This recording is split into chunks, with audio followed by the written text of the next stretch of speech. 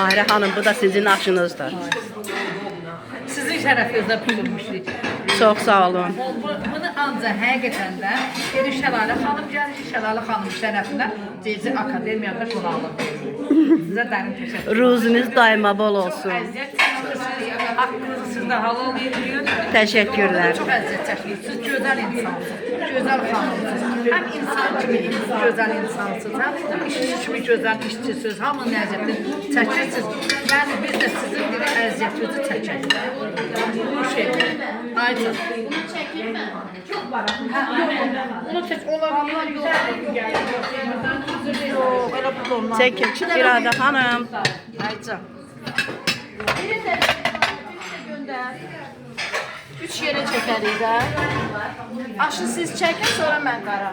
Siz çəkin, eybi yox.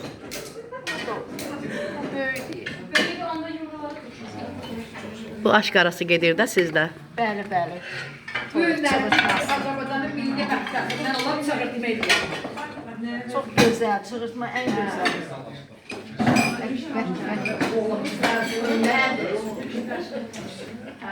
Aşpaz oldum belədir. Əllərinizə sağlıq. Teşekkür. Gelirsen burada da işledirler seni Mahirə müəllimə. Hə, Mahirə müəllimə. Bəli. Aşpaz oldum belədir, hər yerdə işledirlər səni. Qoy o başa. Desəm yaşım xaş olacaq. Allah.